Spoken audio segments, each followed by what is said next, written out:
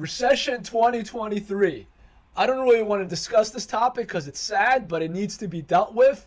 It's like a dragon Jordan Peterson talks about. It's small, but if you avoid it, it gets bigger and bigger and bigger, and then it's going to eat you. So the best thing to do is grab your shield, grab your sword, and go and kill the dragon. And that's what we're going to do today. We're going to talk about Recession 2023 and how it affects the job market. And it has been bad. I personally know at least 10 to 15 people that have been laid off in the job market. And at least 3 to 5 of them have reached out to me, and I already had 2 or 3 conversations with them. And I want to talk to you about it. And these are high-level people.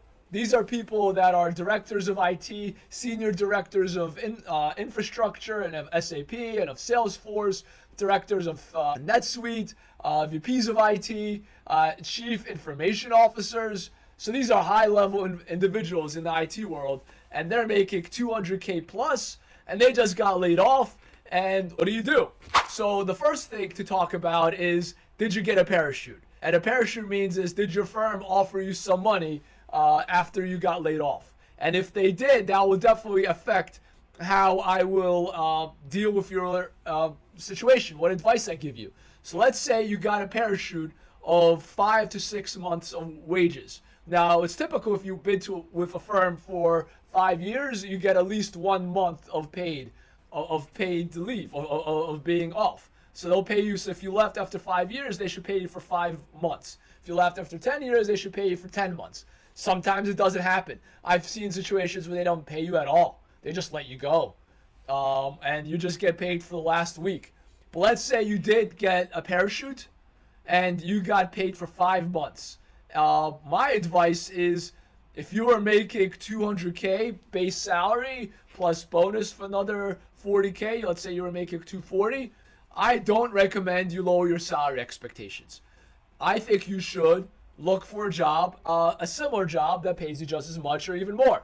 You should be looking for a job, 230 base, 220 base at least, plus bonus. And you could do this for the next 3 to 4 months because you have a parachute of 5 months. That's what you have. So I'm not even talking about your savings. You might have savings, you might not, but you're getting paid for 5 months. So my advice is, don't increase your lifestyle, keep it as is, and for the first 3 months you are good, and just look for a job that pays you at least 200, maybe 220 or more, so you could keep your standard of living. Don't decrease your lifestyle. Now, if you didn't get a parachute, if you didn't get any pay, and they just let you go, which is horrible, but it happens, then I recommend you lower your salary expectations. You want to be competitive, and the best way to be competitive in the market is to lower your salary expectations, to take a lower salary. So take a salary, so if you were making 200 all in, let's say you were making 180 base, take a base of 160. If you were making 200 base, take a base of 180, 175. Lower your salary expectations. Why?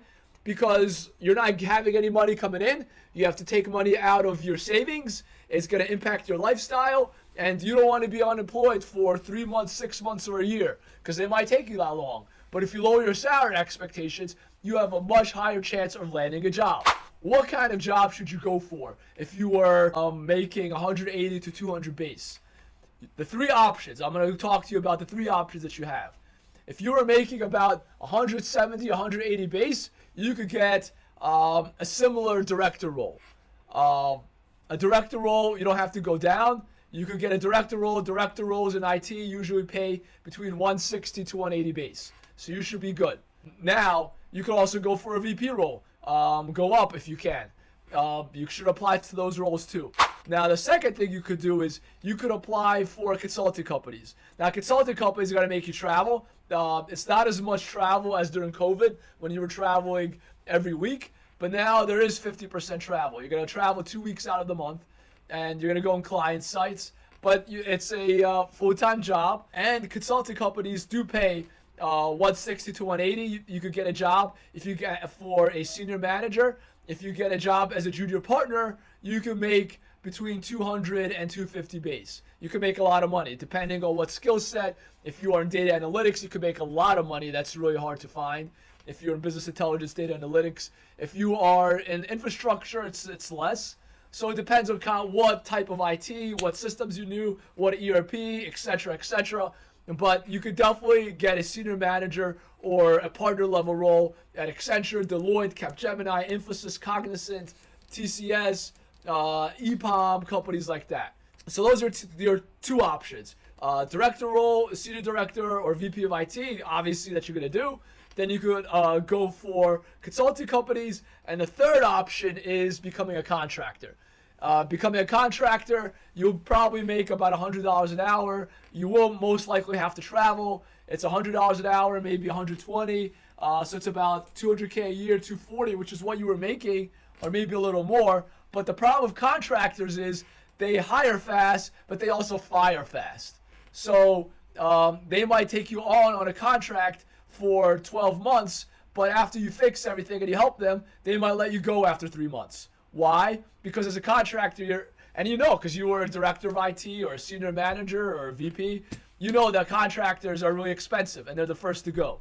Now, having said that, I know some contractors that went on the 3-month engagement and they were there for 2 years. Like, that happens. Or they were there for 3 years. Or I know some contractors that went on 3-month engagement and are there still for 5 years. It happens. And you get paid a lot of money. But the problem with contractors is there's no job security and they can let you go anytime. There's no vacation. There's no PTO. There's no bonus. But you get paid a lot of money up front. So, and you're 1099. So you could, you don't have to pay your taxes until the end of the year, and you can invest your money, make some money on the back end. The market sucks right now, but it might get better. Who knows what's going to happen? Nobody knows. But you can put your money in a savings bond, in a money market if you're not sure. So there's things to do as a contractor too. So those are your three options. You could become a contractor. You could apply for director level or VP level roles, which you probably knew. And the third option is to go the consulting route. And it all depends if you got a parachute. So if you need more advice, email me, contact me. I hope this video was valuable to you. And yeah, good luck out there. Recession 2023. We got to face it.